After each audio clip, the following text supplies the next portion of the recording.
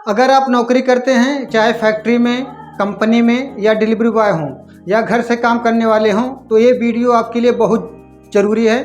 सरकार ने 29 पुराने श्रम कानूनों को खत्म करके सिर्फ 4 नए श्रम कानून बना दिए हैं, जिससे आपकी सैलरी, पीएफ, वर्किंग आवर्स और छुट्टियां सब कुछ बदल जाएगा। क्या ये आपके लिए फ़ायदा है या नुकसान है? इस वीडियो में आपको बिल्कुल आसान भाषा में पूरी जानकारी दूंगा। वीडियो को अंत तक देखिएगा और चैनल को सब्सक्राइब कर लीजिएगा।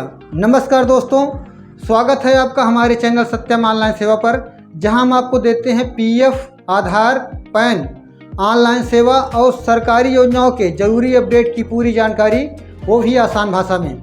मैं हूं संतोष सत्यम और आज हम बात करने वाले हैं भारत की आज़ादी के बाद के रिफॉर्म की। ये वीडियो उन सभी के लिए ज़रूरी है जो नौकरी करते हैं। 4 नए लेबर कोड्स क्या हैं दोस्तों? भारत सरकार ने पुराने 29 लेबर लॉ को मिलाकर 4 नए कोड बनाए हैं, जिन्हें न्यू लेबर कोड्स कहा जाता है। इनका मकसद है कामगारों को ज़्यादा सुरक्षा देना और कंपनियों के लिए नियम आसान बनाना। पहला है वेजेस कोड, आपकी सैलरी और बोनस के लिए है। दूसरा है सोशल सिक्योरिटी कोड, आपके पीएफ, पेंशन और बीमा के लिए है। तीसरा है इंडस्ट्रियल रिलेशन, कंपनी और आपके रिश्तों के लिए है।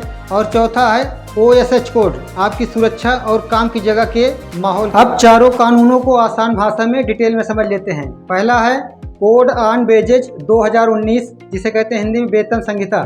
इस कानून के तहत पूरे देश में मिनिमम वेजेज लागू करने की कोशिश है। अब हर कर्मचारी को समय पर वेतन देना जरूरी होगा और पुरुष या महिला को समान काम का समान वेतन मिलेगा। सबसे बड़ा बदलाव है कि बेसिक सैलरी कम से कम 50%। मान लीजिए आपकी सैलरी 20,000 है और आपकी बेसिक सैलरी 6-7 हज़ार है, तो आप उसको बेसिक सैलरी को 10,000 करना होगा। इससे क्या होगा कि पीएफ ज़्यादा कटेगा और हाथ में पैसा कम आएगा। दूसरा है इंडस्ट्रियल रिलेशन कोड 2020, औद्योगिक संबंध संहिता हिंदी में कहते हैं। इसमें कंपनी और कर्मचारी के बीच संबंधों को लेकर नियम बनाए गए हैं। अब 300 कर्मचारियों तक की कंपनी बिना सरकार की अनुमति के छटनी कर सकती है। कर्मचारियों के लिए है, अगर वो हड़ताल करना चाहते हैं तो हड़ताल करने से पहले कंपनी को नोटिस देना जरूरी होगा। और तीसरी तरह के बंदे या फिक्स टर्म एम्प्लॉय जो हैं, उनको भी बराबर अधिकार, कंपनियों को फ़ायदा, लेकिन कर्मचारियों के लिए चिंता। तीसरा है सोशल सिक्योरिटी कोड्स 2020, जिसे हिंदी में कहते हैं सामाजिक सुरक्षा संहिता। इस कानून से कर्मचारियों को पीएफ, ईएसआई, पेंशन और बीमा जैसी सुविधाएं मिलेंगी। सबसे खास बात है, अब गिग वर्कर जैसे स्विगी, जोमेटो या अमेजॉन, फ्लिपकार्ट की जो डिलीवरी करते हैं, इसमें शामिल होंगे। चौथा है occupational safety, health and working condition code 2020, Hindi में कहते हैं व्यवसाय सुरक्षा और स्वास्थ्य संहिता। इसमें काम करने की जगह की सुरक्षा और सुविधाओं को ध्यान दिया गया है। काम के घंटे तय होंगे और सुरक्षित माहौल देना जरूरी होगा। महिलाएं भी रात की शिफ्ट में काम कर सकती हैं, सुरक्षा हो। दोस्तों, ये कानून बन चुके हैं लेकिन पूरी तरह से लागू नहीं हैं।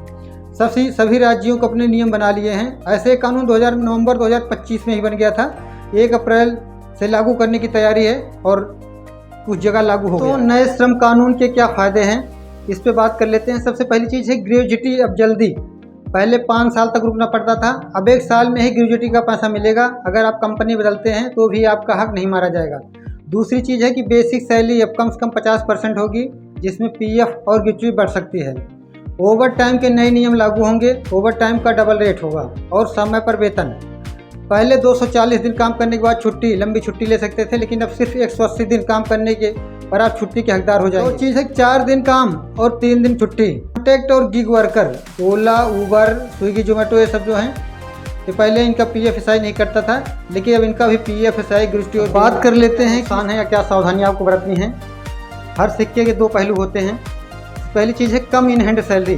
सैलरी स्ट्रक्चर बदल सकता है। भत्ते 50% से ज़्यादा नहीं होने चाहिए। 12 घंटे की ड्यूटी, कंपनियां आपसे दिन में 12 घंटे काम ले सकेंगी। हालांकि हफ्ते में 3 दिन छुट्टी मिलेगी, लेकिन 12 घंटे लगातार काम करना मजदूरों की सेहत के लिए थकाने वाला हो सकता है। 8 घंटे की जगह 12 घंटे तक काम की अनुमति मजदूरों के शोषण का कारण बन सकती है। और एक चीज़ है कि नौकरी में सुरक्षा कम होगी। छोटी कंपनियों को छटनी थोड़ी आसान हो गई है।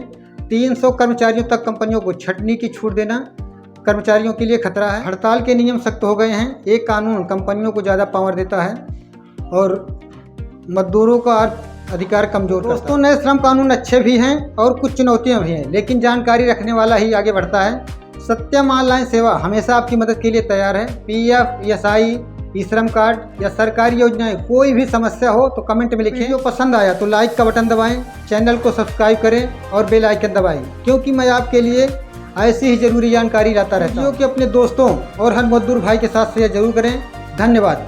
अगर आप मानेसर या इसके आसपास एरिया में रहते हैं तो हमारी दुकान सेक्टर 7 IMT मानेसर पर आके विजिट कर सकते हैं।